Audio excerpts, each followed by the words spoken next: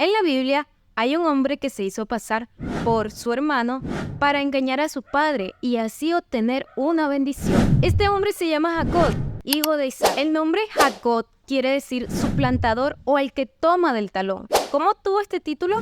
Resulta que cuando nació salió agarrando el talón de su hermano gemelo Esaú. Fue como decir, aquí estoy, quiero ser el número 1. Antes de que Jacob naciera, su madre, que se llamaba Rebeca, era estéril. Isaac, al ver la situación, decide orarle a Dios para que Rebeca pueda tener hijos. Dios acepta sus oraciones y Rebeca queda embarazada de gemelos. Estos son Esaú y Jacob. Durante su proceso de gestación, los gemelos luchaban dentro de Rebeca, lo que le causaba crisis existenciales a Rebeca por lo que sentía en su barriga, y busca consuelo con Dios y Él le responde: 2 naciones hay en tu seno y 2 pueblos serán divididos desde tus entrañas. Un pueblo será más fuerte que el otro pueblo y el mayor servirá al menor. La parte uno de ellos será más fuerte que el otro y el mayor servirá al menor es significativa. El primogénito se utiliza en la Biblia para referirse al primer hijo nacido en una familia. En este caso, se está prediciendo que el hijo menor tendrá predominio sobre el mayor, lo cual es inusual en esa cultura y sociedad, porque contradice la tradición de la época, donde el primogénito solía recibir la parte mayor de los bienes y posesiones, así como en asuntos legales y decisiones importantes tras la muerte de los padres. Cuando Esaú creció, se volvió cazador y Jacob era más tranquilo, se le consideraba un hombre de las tiendas, quizás más enfocado en las tareas domésticas. La Biblia menciona que Isaac amaba más a Esaú porque Esaú le preparaba comida de lo que cazaba, y Rebeca amaba más a Jacob. Un día llegó Esaú de cazar y tenía hambre. Jacob justo en ese momento había preparado un plato de lentejas.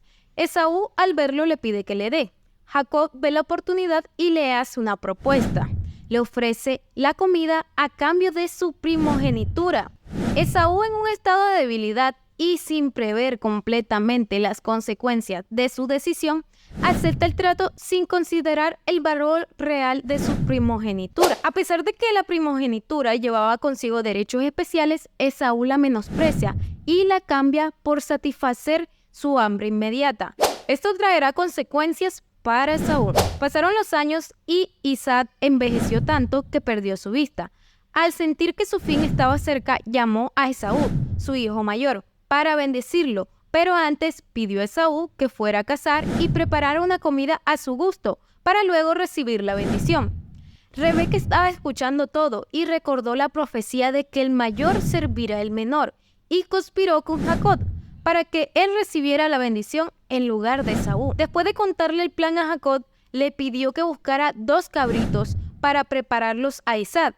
Jacob dudó, ya que él no era velludo y Esaú sí, y temía que su padre lo descubriera y, en lugar de bendecirlo, lo maldijera. Pero Rebeca insistió, asegurando que si Isaac lo maldijera, la maldición caería sobre ella. Jacob hizo lo que su madre le pidió, llevando los cabritos para que su madre los preparara como Isaac le gustaban. Rebeca cubrió las manos y el cuello de Jacob con las pieles de los cabritos para simular la vellosidad de Esaú, y lo vistió con la ropa de su hermano. Jacob llevó la comida a Isaac, su padre. Isaac dudó porque no habían pasado mucho tiempo de Esaú irse. Aunque Isaac reconocía la voz de Jacob, él insistía en ser Esaú. Isaac lo tocó y sintió que era velludo como Esaú, y luego lo olió, por lo que procedió a bendecirlo con riquezas y liderazgo sobre su hermano. Justo cuando Jacob salía, llegó Esaú con la comida que había cazado. Isaac se dio cuenta del engaño y le informó a Esaú que Jacob lo había suplantado, y Esaú comenzó a llorar y a clamarle a su padre por una bendición. Pero Isaac le dijo que ya le había dado todo a Jacob, incluso lo había puesto por encima de él. Esaú insistió llorando y Isaac lo bendice diciéndole: «He aquí será tu habitación en grosuras de la tierra y el rocío de los cielos de arriba, y por tu espada vivirás y a tu hermano servirás, y sucederá que cuando te fortalezcas, que descargarás su yugo de tu cerviz». Después de que Jacob obtiene la bendición de su padre Isaac mediante engaños, Su hermano Esaú se enfurece y planea matarlo. Rebeca, la madre de Jacob, se entera de esto y advierte a Jacob y le aconseja que huya a la casa de su tío Labán en Harán hasta que la ira de Esaú se calme. Rebeca le pide a Isaac de enviar a Jacob a buscar una esposa entre los parientes de su familia para protegerlo de tomar esposas de los pueblos paganos de Canaán. Jacob llega a la tierra de Harán, donde se encuentra con pastores junto a un pozo. Pregunta por Labán, su pariente, y descubre que Labán es el padre de Raquel, una joven pastora. Jacob queda impresionado por la belleza de Raquel y se ofrece a ayudar a abastecer de agua al rebaño de Labán. Al conocer Labán, Jacob se ofrece a trabajar para él y acuerda trabajar 7 años a cambio de poder casarse con Raquel. Después de cumplir los 7 años, Jacob le pide a Labán que le permita casarse con Raquel. Sin embargo, Labán engaña a Jacob y le da en matrimonio a su hija mayor Lía en lugar de Raquel.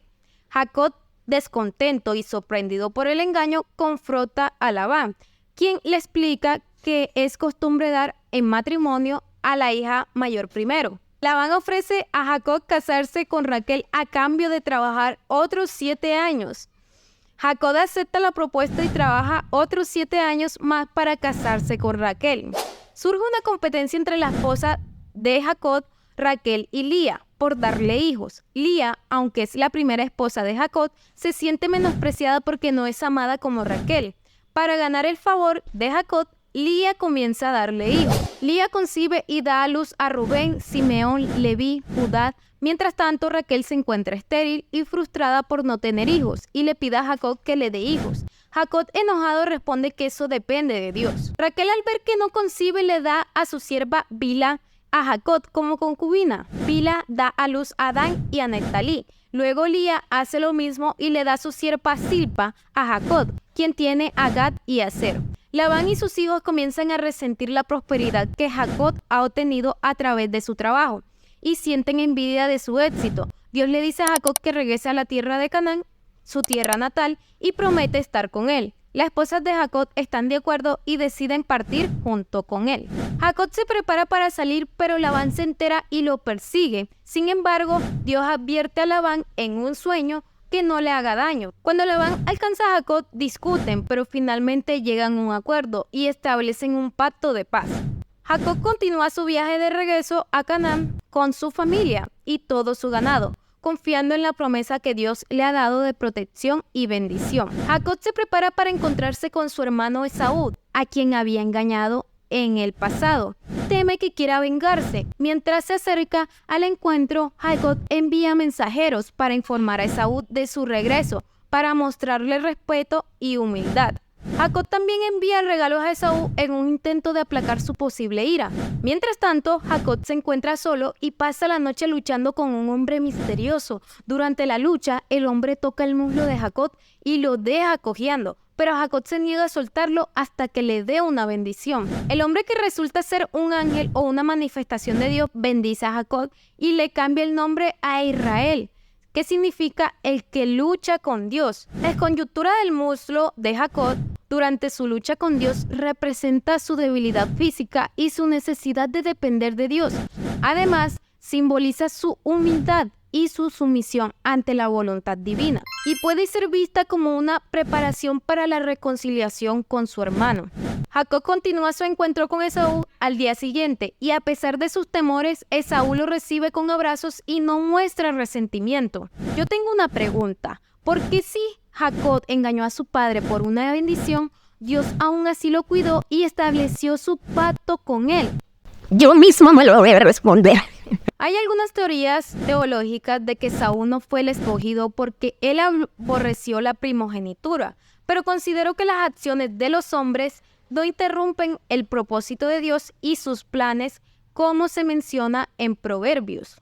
Este versículo resalta la idea que, a pesar de los planes y pensamientos de los hombres, el consejo o plan de Dios permanece constante. En Isaías también dice lo mismo, que Dios permanecerá y Él llevará a cabo lo que ha planeado. Conclusión de mi respuesta a mi pregunta es que Dios, en el principio de la elección divina, antes de que nacieran o hicieran algo bueno o malo, Dios ya había elegido a Jacob sobre Esaú, como se cita en el Antiguo Testamento. Esto no significa que Dios eligió a Jacob basado en sus méritos, sino que su elección fue parte del propósito soberano de Dios, que no depende de las obras humanas, sino de la voluntad divina.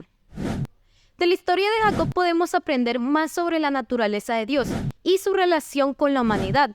Nos enseña la fidelidad de Dios hacia Jacob a pesar de sus fallas. Demuestra su gracia y misericordia. Vemos que Dios trabaja a través de personas imperfectas para cumplir sus promesas y llevar a cabo sus propósitos. Esto nos enseña que nuestra relación con Dios no se basa en nuestra perfección, sino en su amor y misericordia inquebrantables. Jacob es una historia de redención y transformación. A pesar de sus errores y actos engañosos, Dios estuvo presente a lo largo de su vida, trabajando para cumplir sus promesas y moldeando el carácter de Jacob. Jacob pasó de ser un hombre astuto a convertirse en un hombre humilde y dependiente de Dios. Su historia nos enseña que incluso en medio de nuestras debilidades y fracasos, Dios puede intervenir y transformarnos si confiamos en Él.